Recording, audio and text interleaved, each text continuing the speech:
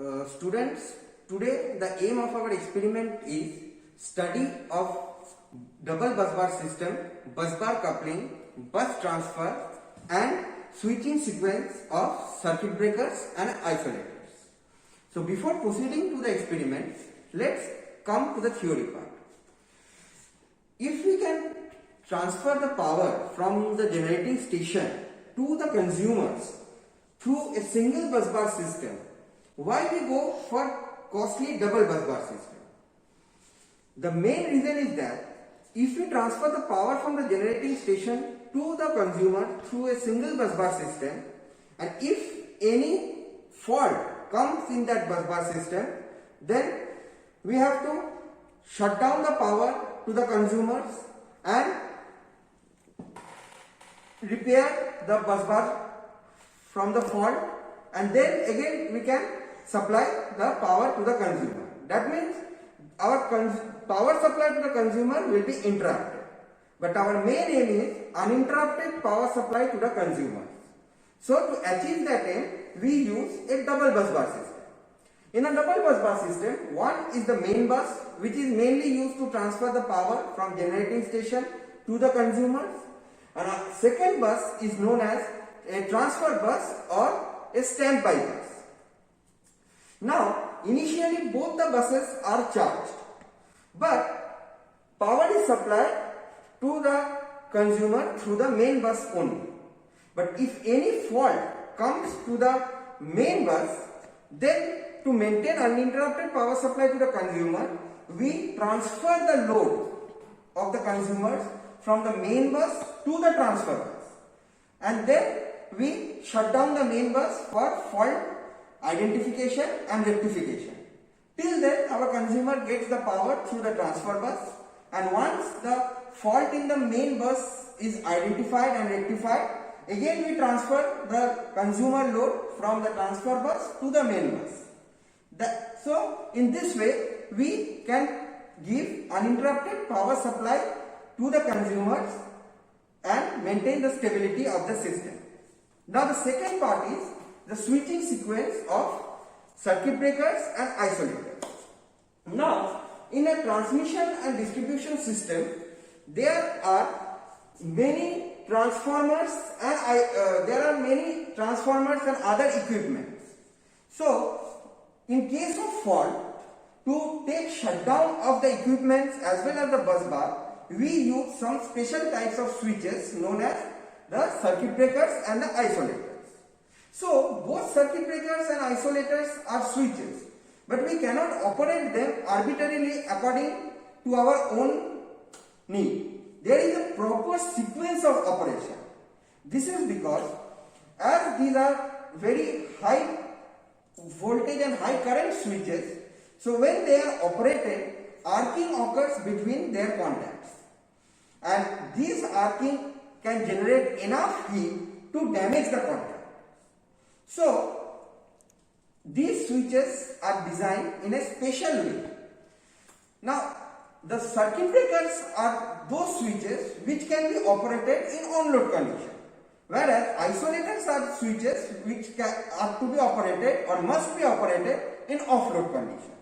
This is because circuit breakers have a arc quenching medium, so that whenever the switch are operated and arcing occurs between the contact, the arc is immediately quenched with the help of any medium. That medium may be oil or air or vacuum or SF6, depending upon the type of circuit breaker. So suppose in case of oil circuit breakers, in oil circuit breakers, the fixed and the moving contacts of the circuit breaker are immersed in an insulating oil. So there is no air around the contact because the oil forms a jacket around the contact. So whenever these are operated immersed in an oil, due to the absence of air, no arcing occurs. So it can be operated in on-load condition. Similarly, in case of air circuit breaker, whenever the circuit breaker is operated and the moving contact is moving away from the fixed contact, small amount of arcing occurs due to the air around the contacts being ionized. In that moment, a force or blast of air is applied in the contact chamber. So this blast of air flows away the ionized air around the contacts and thereby quenches the arc. So air circuit breaker can also be operated in on-load condition. Similarly, in case of vacuum circuit breakers, the fixed and the moving contacts are kept inside a vacuum chamber. Now in a vacuum chamber, without the absence of air, there is nothing to get ionized. So no arc occurs when the fixed and the moving contacts move away from one another. So that vacuum circuit breaker can also be operated in on-load condition. Similarly, in case of SF6 circuit breaker. Now SF6 is a very heavy insulating gas. Now in SF6 circuit breaker, the fixed and the moving contacts are kept in a chamber full of SF6 gas. Now this SF6 gas forms a jacket around the contacts. So whenever the circuit breaker is operated and the fixed and the moving contacts move away from one another, due to the presence of SF6 gas, no arcing occurs between the contacts, and thereby SF6 circuit breakers can also be operated in on-load condition. So these are the various types of circuit breakers and the reason why these circuit breakers can be operated in on-load condition. But in case of isolators, now isolators are open switches. They don't have any arc quenching medium. So if the isolators are operated in loaded condition, while the fixed moving contact move away from the fixed contact, arcing will definitely occur, but there is no arc quenching medium. So this arcing will persist, and due to the heavy temperature of this arcing, the contacts will ultimately get damaged and thereby damaging the isolator. So isolators should be operated in off-load condition because there is no arc quenching medium. So these things we are going to simulate in this experiment. So before proceeding to the experiment, let's see what are the apparatus that we are going to use in this experiment. So our first apparatus is our model generating station. This is DL2108 TALSW. Okay, this is our model generating station. Then comes our generating station transformer, that is our DL1080TT. Okay, then our model long transmission line, that is DL7901TT. Then our double bus bar system with 1, 2, 3 and 4 isolators. Okay, this is DL2108T02/4. Then our double bus bar system with 2 isolators, that is DL2108T02/2. Then comes our power circuit breakers. So these are our power circuit breakers. Okay, DL2108T02. Okay, and our ammeters, that is DL2108T2A5, and voltmeters DL2109T1PV. Okay, so and ultimately our consumer, that is our 3-phase load box. Okay, that is DL1017R. So these are the equipments that we are going to use in this experiment, and to connect the equipments we will be using some patch cords. Now come to the connection part. Now in this experiment the connection is divided into 2 parts. One is the power connection and another is the control connection. Now the power connection is given in your manual in the form of a single line diagram. Okay. So in the single line diagram, the supply comes from our mains. That means my generating station. So this is my generating station. So 3-phase supply is coming from my generating station to the primary side of the generating station transformer. So, three-phase supply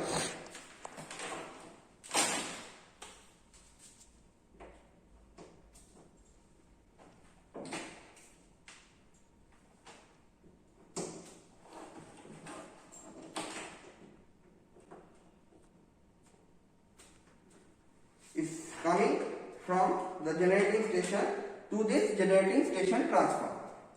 Now, the generating station transformer primary is connected in delta. So, this is our primary side. Okay. So, our primary side is the high voltage side. So, our standard three-phase high voltage is 440 volts. But as this system is Italian made, so according to their standard, their highest voltage range is 380 volts. So we are going to use 0 and the 380 volt point. That means we are going to use U1, V1 and W1 and U2, V2 and W2. Now the primary side of this transformer is delta connected, so we have to connect it to delta. So how to connect? So we are connecting this U1 to V2, now V1 to W2 and ultimately W1 to U2. So my primary is delta connected. Now the supply from our generating station, the three-phase supply, is connected to U1, V1 and W1. Okay. Now the secondary part of this generating station transformer is star connected. Okay. Now we are stepping this voltage down to 220 volt. Okay. So we are going to use 0 point and this 220 volt point. That means we are going to use U1, V1, W1 and U6, V6 and W6. Okay. So as it is star connected, so we are connecting U1, V1 and W1 in star connection. So U1 is connected to V1 and V1 is connected to W1. So the secondary side connected to star. Now the supply from the secondary side will be taken from U6, V6 and W6. Now this supply is divided into two parts. The first part of the supply goes to our circuit breaker K1. Okay. So the first part of the supply is going to circuit breaker K1. So it is from one phase, R phase is going to the input of circuit breaker K1. Similarly Y to the input of circuit breaker K1 and B to input of circuit breaker K1. Okay. Okay. Now the output of circuit breaker K1 is going to an ammeter A1. So as we are using three-phase balance system in the whole experiment, so if we connect any one of the phase to the ammeter, we can get the current of all the three phases, because all the three phases current will be equal due to balance load. So we will connect R phase to an ammeter. Okay.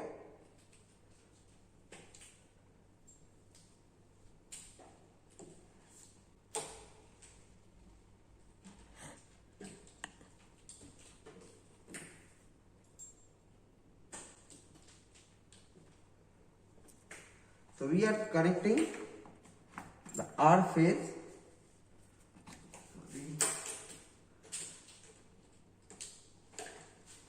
we are connecting the R phase to one ammeter, and from the ammeter it is going to the input of isolator Q1. So output of ammeter is going to the input of isolator Q1. Okay, and Y and B phases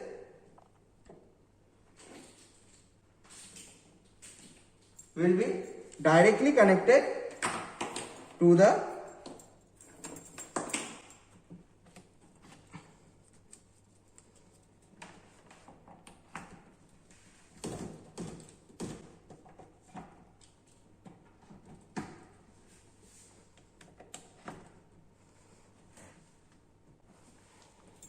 Y and B phases will be directly connected to the input of the isolator Q1.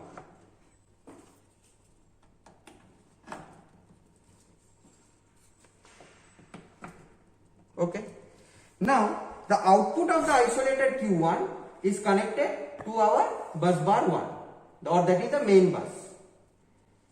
Now coming to the second part of the output of the generation transformer.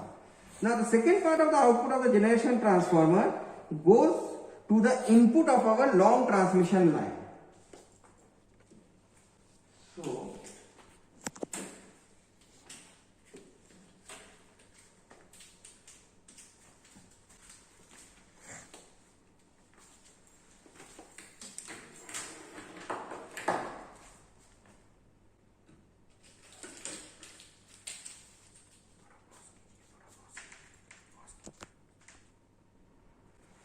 So the output of the generation transformer now coming to the input of the long transmission line.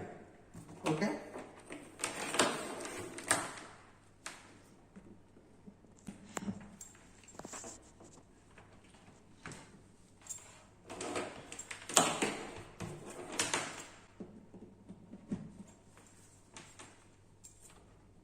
Long transmission line. Okay. Now the output of the long transmission line is coming to the input of the circuit breaker K2. Okay. So the output of the long transmission line is coming to the input of circuit breaker K2.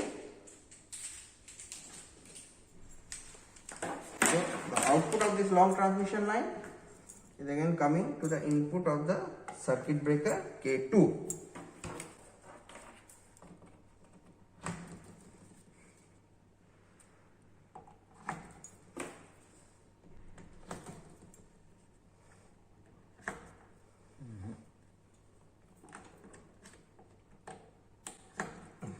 Okay.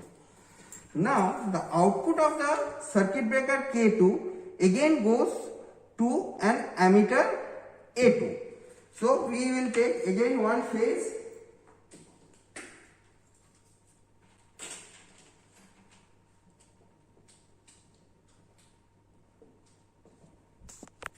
Again we will take one phase, that is the R phase of the output of circuit breaker K2, and will connect it to the ammeter A2, and the output of the ammeter A2 will go to the input of the isolator Q2. So input of the isolator Q2, and Y and B phases will directly go from the output of circuit breaker K2 to the input of isolator Q2.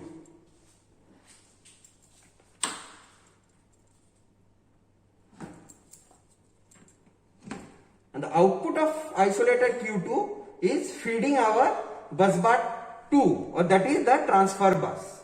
Okay. Now comes the load part. Now output of the bus bar 1 again comes to the input of isolator Q3. So the output of the bus bar 1 or main bus comes to the input of isolator Q3. Now the output of the isolator Q3 goes to the input of circuit breaker K3. So the output of the isolator Q3 will go to the input of circuit breaker K3. Okay.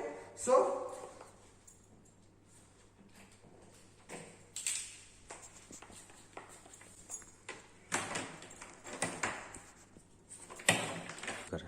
the output of isolated Q3 is going to the input of circuit breaker K3.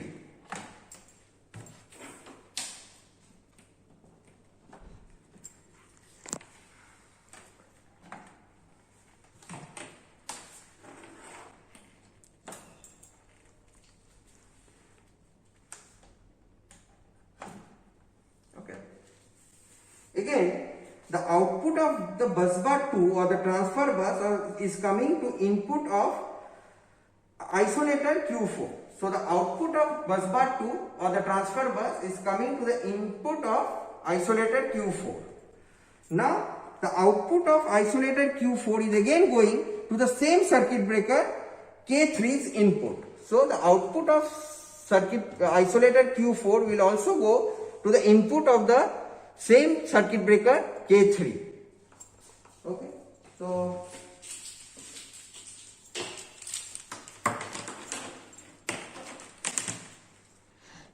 output of isolated Q4 is going to the input of circuit breaker K3.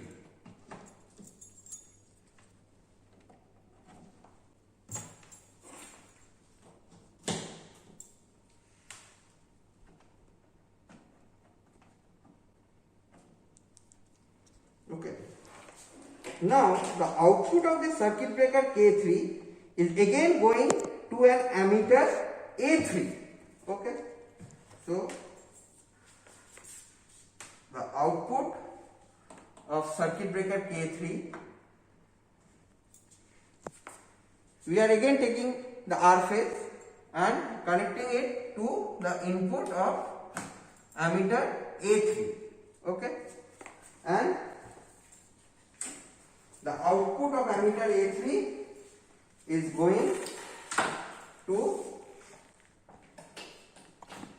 our input of the 3-phase load box. Okay. And the other 2 phases are directly going to the input of the load box from the output of circuit breaker K3. Okay. Now as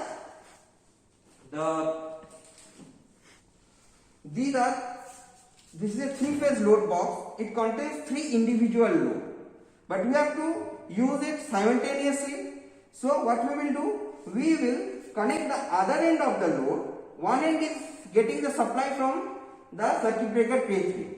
The other end of the load, we will connect it to star. So it will become a 3-phase star connected load. Okay, on our consumer. So this part is also over. Now coming to the bus coupler or coupling pair. So we will use this double bus bar system with 2 isolators as our coupling pair. So in the single line diagram you will see that the 2 buses are continuous, but in this case these 2 buses is not continuous with these 2 buses. So we have to make it a continuous bus. So we will connect these 2 points with the help of patch cords, so that this becomes a continuous double bus bar system.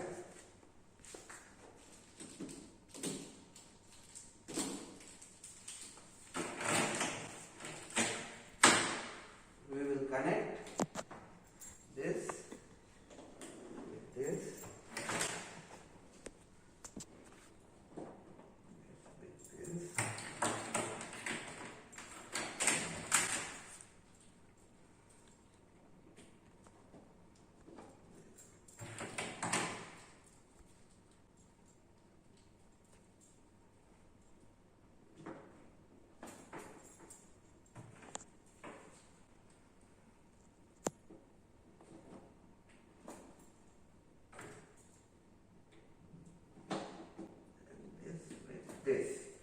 So now once this is connected with the patch cord, now this becomes a continuous double bus bar system.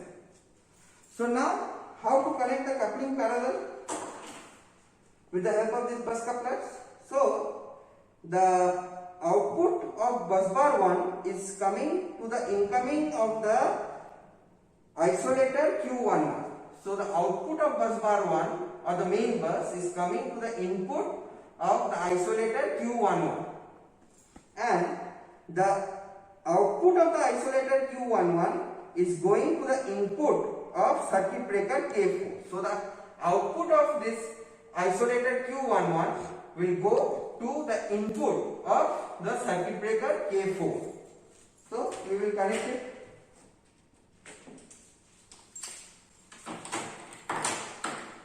So the output of isolator Q11 is going to the input of the circuit breaker K4.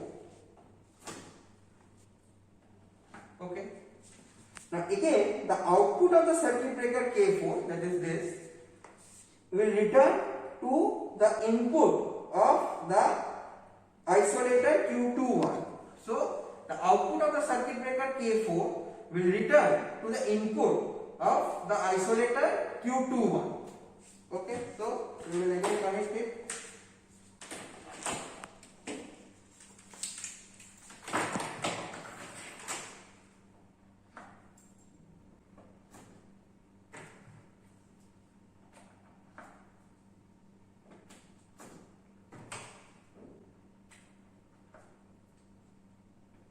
Okay. Now, and the output of isolated Q21 is feeding our bus bar 2. So, the output of circuit breaker Q21 is feeding our bus bar 2 or the transfer bus. Okay. Now, we have to measure the voltage of the two buses during the experiment. So, we will connect a voltmeter between any two phases of bus bar 1 and bus bar 2. So, let's connect a voltmeter with R phase and Y phase of bus bar 1, and this will be our voltmeter 1. Okay, and we will connect the R phase and the Y phase of bus bar 2 with this voltmeter V2,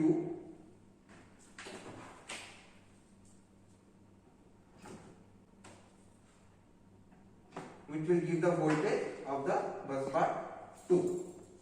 So this much is our power connection of the whole experimental setup. Now comes to the control connection of the setup. So what is this control connection? So now this setup is designed to be operated from a remote computer with the help of PLC and SCADA system. But we are going to perform this experiment manually in this table. So to perform the experiment manually in this table, we have to bypass this PLC and the SCADA part. So we all know that the circuit breakers are operated with the help of the relays. Okay. So in every circuit breaker, you will see there is one PLC point and one relay point. It is present in every circuit breaker. So we have to bypass this PLC and the relay point in case of the circuit breaker. So how to bypass that? We will simply connect the PLC with the respective ground and the relay with the respective ground. Okay. In all the circuit breakers, PLC to ground and again relay to ground.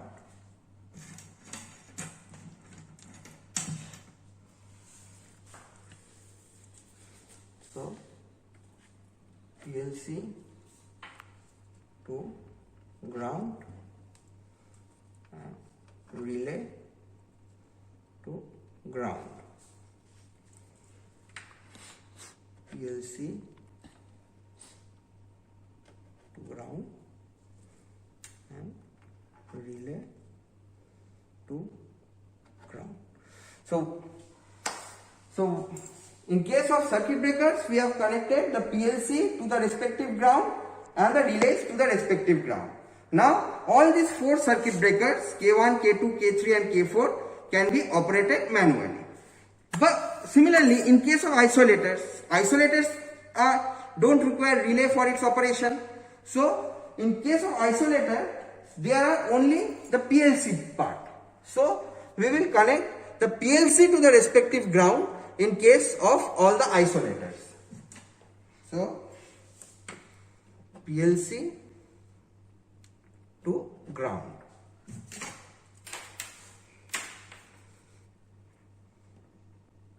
PLC to ground. Okay, PLC to ground. PLC to ground.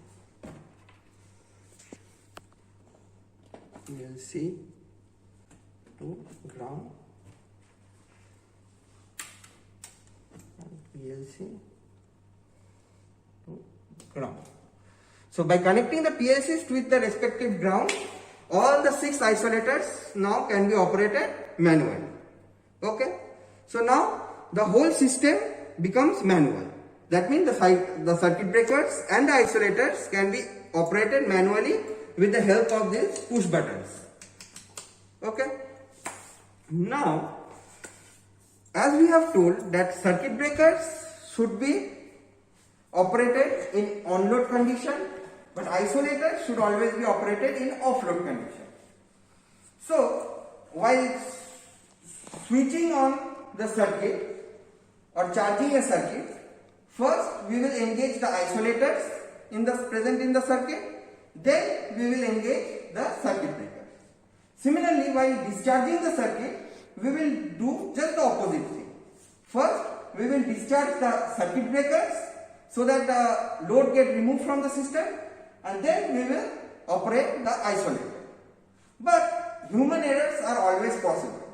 In case of fault, in order to protect the system or save the system, in a haste, anybody can operate the isolator in loaded condition, because at that time your mind is not set. You have to stop the system immediately. So in a hurry, anybody can operate the isolator in the loaded condition. So in that case, the isolator will also get damaged, and due to heavy sparking, it can cause burn to the operator also. So in order to avoid such type of human errors, the circuit breakers and the isolators are interlocked with each other. Interlocking means without operating the first, you cannot operate the second. So that means if the circuit breakers are interlocked with the respective isolator, then you cannot operate the isolator first without operating the circuit breaker. So how interlocking is done? Let's see. Now in the circuit breakers, you will see there is a signal output point. Okay. Now this signal output point gives a 5-volt signal only when this isolator, this circuit breaker is in off condition. As soon as the circuit breaker is switched on, this 5-volt signal will be missed. Now this 5-volt signal is fed to the respective isolator. So in the isolator you will see there is a plus 5-volt point. Now this 5-volt from this circuit breaker is fed to this isolator. So when the circuit breaker is in off condition, we will get this 5-volt from the circuit breaker, and when this 5-volt is received by the isolator, then only this isolator will be operated. That means when the circuit breaker is in off condition, the isolator can be operated. But once the circuit breaker is in on condition, this 5-volt signal will be missed. And if the isolator doesn't get this 5-volt signal, it cannot be operated. That means if my circuit breaker is in on condition, we will not get this 5 volt signal, so we cannot operate this isolator. So in this way the interlocking is done to avoid the human error of operating the isolators first. So in the circuit, let's see, the isolator Q1 is related to circuit breaker K1. So the 5 volt signal from K1 will be fed to isolator Q1. So the 5 volt signal from the isolator K1 will be fed to the isolator Q1. So from K1, 5 volt signal will be fed to isolator Q1. So K1 and Q1 are interlocked. Similarly, isolator Q2 is related to circuit breaker K2. So the 5 volt signal from the circuit breaker K2 will be fed to isolator Q2. So that circuit breaker K2 and isolator Q2 gets interlocked. Okay. Now, both the isolators Q3 and isolators Q4 are related to circuit breaker K3. So the 5 volt signal from this circuit breaker K3 will be fed to both isolators Q3 as well as isolators Q4. So the 5 volt signal from K3 will be fed to isolator Q3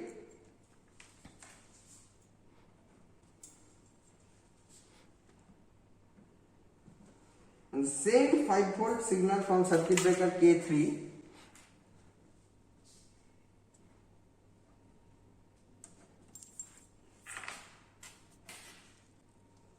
will be fed to isolator Q4. So both the isolators Q3 and Q4 are interlocked with circuit breaker K3. Now similarly, the isolators Q11 and Q21 are related to the circuit breaker K4. So the 5 volt signal from this circuit breaker K4 will be fed to isolator Q11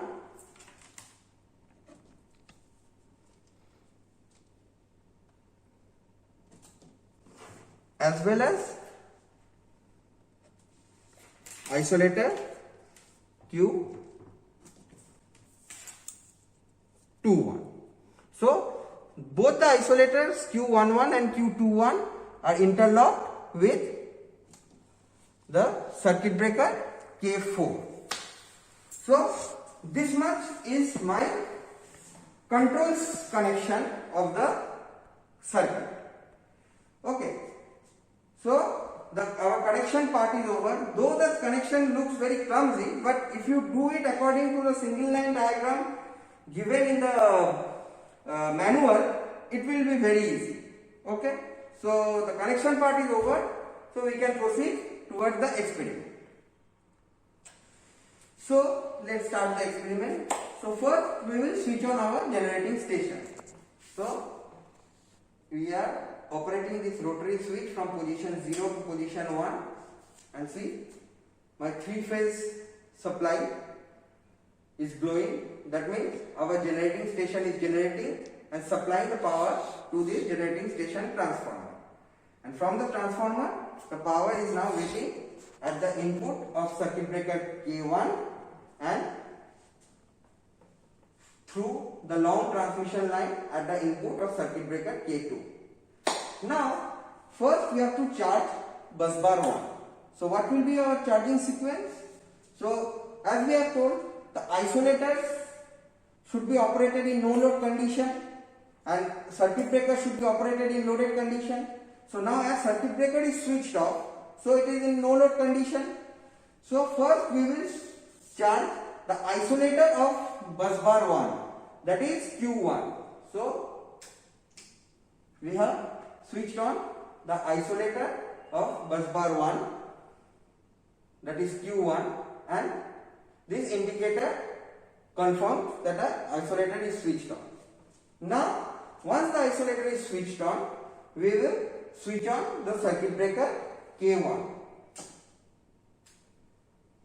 and it is confirmed by this red indicator here, and it is also confirmed by the voltmeter reading. Now the voltmeter is showing voltage, that means our bus bar 1 is charged.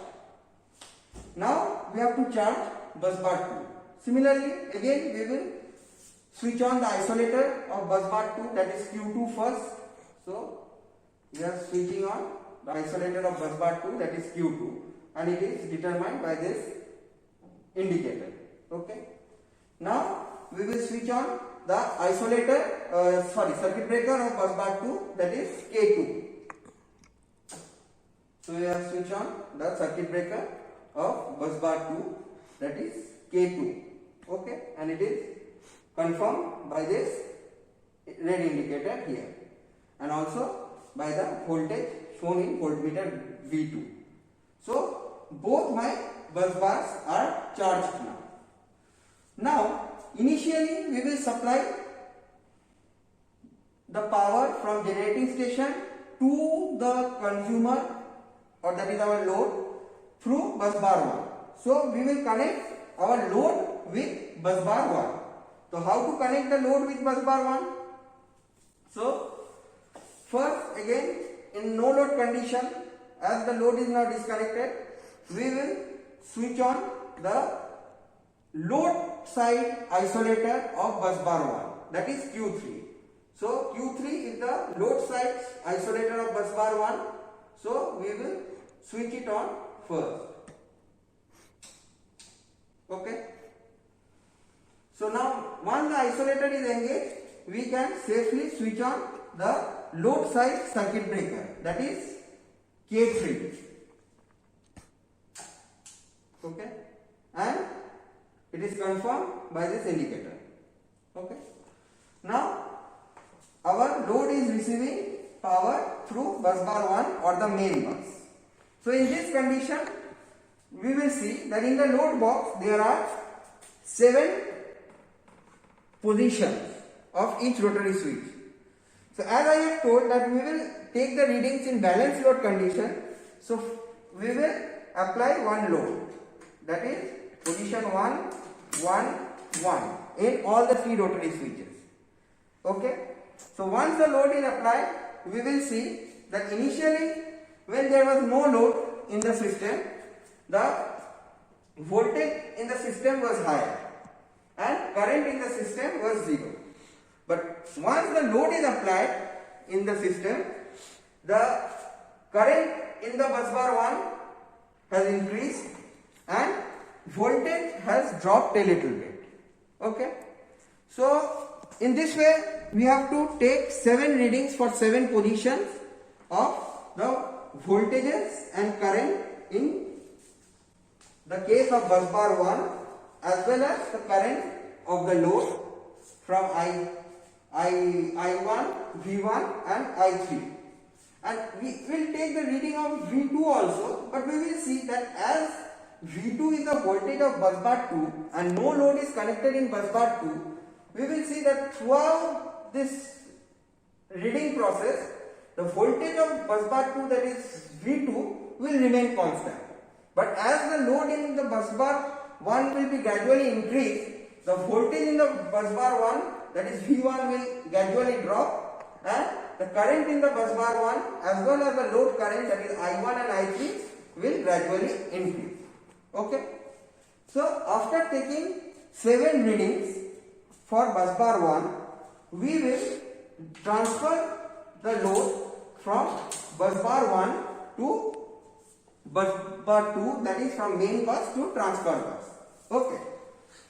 So before transferring the load from main bus to the transfer bus, we must make sure that the voltage, the phase sequence, the frequency of both the buses are same. That means there should not be any difference, because if there is actually what happens in practical cases, supply from bus bar 1 comes from one generating station, supply of the bus bar 2 or the transfer bus comes from a different generating station. So there may be some difference of voltages and frequency.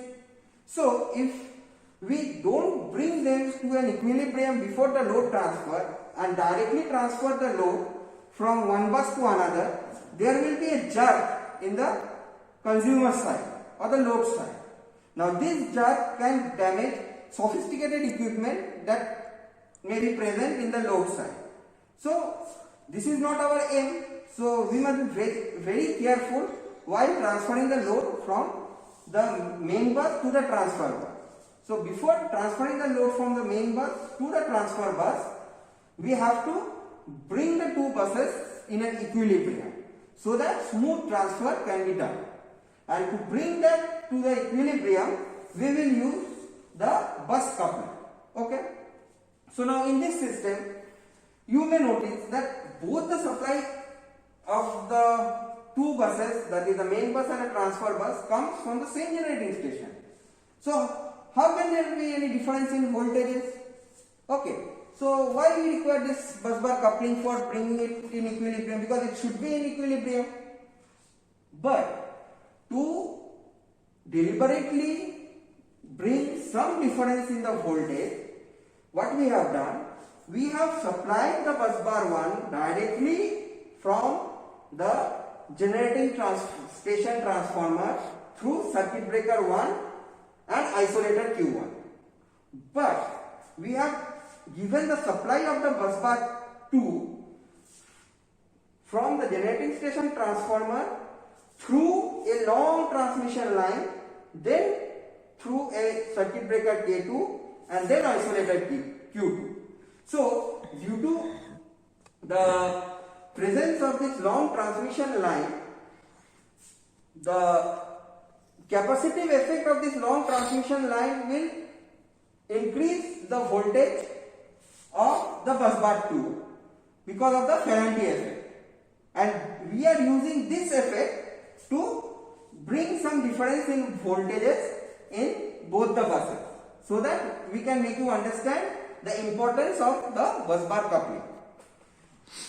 In other way we can also do that. We have to take another supply, another transformer, and then supply it to the bus bar 2. But in this very short space, so much of equipment will become very clumsy. So that's why we have used this electrical phenomenon of Ferranti effect of the long transmission line to bring some difference in voltages of bus bar 1 and bus bar 2. So you will see the voltage of bus bar 1 is 420 volts, whereas the voltage in the bus bar 2 is 460 volts. So this difference of 40 volt is due to the Ferranti effect of this long transmission. Okay. So as there is a difference in voltage in the two bus bars, that is the main bus and a transfer bus of 40 volt. So before transferring the load from the main bus to the transfer bus, we must bring both the buses to an equilibrium so that the voltage in both the buses are same and smooth transfer can be done. So how to bring that? We will connect the two buses in parallel. Okay. So how to connect the two buses in parallel? We will connect the two buses in parallel with the help of this bus coupler. So what we will do? So we have seen that the supply of bus bar 1 through isolator Q11 is going to the incoming of circuit breaker K4, and the output of circuit breaker K4 is again returning to the incoming of isolator Q21, which is feeding the bus bar 2. So now if we switch on this circuit breaker and the isolators Q21 and Q11, these two buses will be connected in parallel. So whatever there will be some difference in voltage, they will come to an equilibrium. So let's see. So again, before operating the circuit breaker, while charging, we will operate the isolators. So first we will operate the isolator Q11 of bus bar 1. Okay. So isolator Q11 of bus bar 1 is engaged and it is confirmed by this indicator, and isolator Q21 of circuit breaker 2 of bus bar 2 or the transfer bus is also engaged and it is confirmed by this indicator. Now once these two isolators are engaged, now we can safely engage the circuit breaker K4. So circuit breaker K4 is also engaged and it is all confirmed by these indicators. Okay. So now these two buses are connected in parallel. So once these two buses are connected in parallel, we will see that a voltage in both the buses became 420 volt. That means both the buses came to an equilibrium.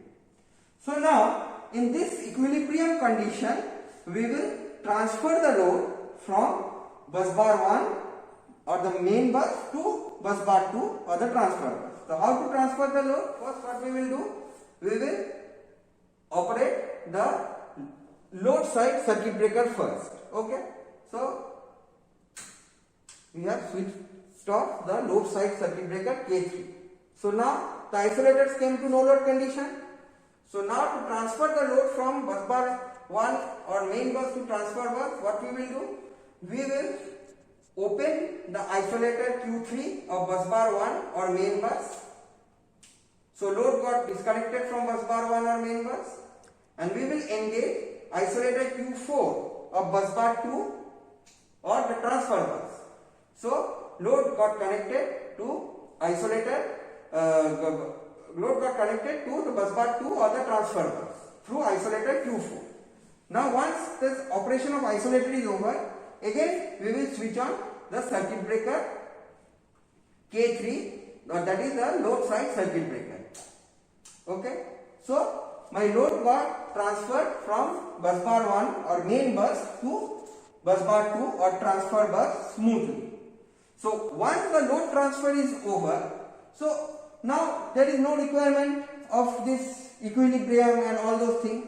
So we will now switch off the bus coupler so that both the buses, that is the main bus or bus bar 1 and the transfer bus or the bus bar 2 become separated from one another. Okay. So what we will do? We will first discharge the bus coupler circuit breaker, that is K4. Okay. So bus coupler circuit breaker K4 is discharged and it is confirmed by this green indication. And now once the circuit breaker is disengaged, we can easily disengage the isolators in no load condition.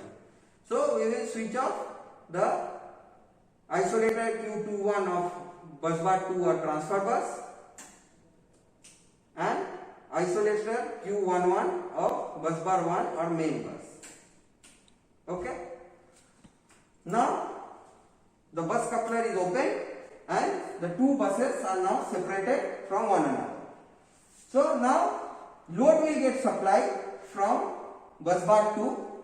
Till then we can take shutdown of bus bar 1 in case of fault. So to identify the fault, rectify it, and once the fault is identified and rectified, again in the same pattern we will transfer the load from the transfer bus or bus bar 2 to the main bus, bus bar 1. Okay. So now when the bus bar 2 or transfer bus is supplying to the load, in that condition we will take the reading 7 reading of the load. So now in this case, when we switch on the load, we will see that as bus bar 2 is supplying to the load, the voltage of bus bar 2 will drop, that is the voltage of V2 will drop, the current of bus bar 2 will increase, that is I2 will increase, and the load current will also increase, that is I3 will also increase. But in the whole process we will see that as bus bar 1 got disconnected from the load and it is not supplying to the load, we will see the voltage of bus bar 1, that is V1, will remain constant. Okay. So in this way we will take 7 readings for bus bar 2 also. So this much is about the observation or reading of the experiment. Now how to switch off the apparatus. Now the switch offing of the apparatus will also have a reverse sequence. We cannot switch it off arbitrarily. So how to switch it off? First we will disconnect the load from the system. So first we will disconnect the load from the system. So how to disconnect the load from the system? So first we will discharge the load side circuit breaker, that is K3. So we will discharge the load side circuit breaker K3. So once the load side circuit breaker K3 is discharged, the isolators of load side isolator, that is Q4, is in no load condition. So we can safely operate that. So we will discharge Q4. Okay. So Q4 is discharged. So now as the circuit breaker K3 or the load side circuit breaker and the isolator Q4, the load side isolator is discharged. So load is now completely disconnected from the system. Then we will discharge bus bar 2. So how to discharge bus bar 2? Again we will first discharge the bus bar 2 or the transfer bus circuit breaker K2. Okay. So we will first discharge bus bar 2 or the transfer bus circuit breaker. So once the circuit breaker K2 is discharged, we will see that the voltage of bus bar 2, that is V2, will become 0. That means there is no load in the bus bar 2. So we can safely operate the isolator Q2 of bus bar 2. So we will discharge or open the isolator Q2 of bus bar 2. Okay. So my bus bar 2 is completely discharged as the bus bar 2 circuit breaker K2 as well as the bus bar 2 isolator Q2 are open. Now we will discharge bus bar 1. Similarly, first we will open the circuit breaker K1 of bus bar 1. So as the circuit breaker K1 of bus bar 1 is open, there is no voltage in bus bar 1 as shown by the voltmeter V1. So the isolator for bus bar 1 or the main bus Q, that is Q1, is in no load condition. So we will open the isolator Q1. Okay. So now once the isolator Q1 and the circuit breaker K1 of bus bar 1 is open, so there is no supply in the bus bar 1 and bus bar 1 is also completely discharged. Now as the full system is now completely discharged, we will turn off our generating station. Okay, so we will turn off our generating station. But before turning off, a question may be arise that whether the interlock is working or not, how to prove that? That how much interlock is safe? So suppose we are engaging the isolator Q1 of bus bar 1 and engaging the circuit breaker K1 of bus bar 1. Now in this condition, if we before operating the circuit breaker K1 of bus bar 1, if we try to operate the circuit isolated Q1 of bus bar 1, let's see what happens. See, a buzzer signal is sound and the isolator is not operated. So that means as these two apparatus, that is the circuit breaker K1 and the isolator Q1 of bus bar 1 or main bus are interlocked with each other. So without operating the circuit breaker first, we cannot operate the isolator. So if we operate the circuit breaker first, that is if we open the circuit breaker K1 of bus bar 1, now if we try to open the isolator Q1 of bus bar 1, it will operate. So this is the function of interlocking. So now finally we will turn off our power station, and this is the end of this experiment.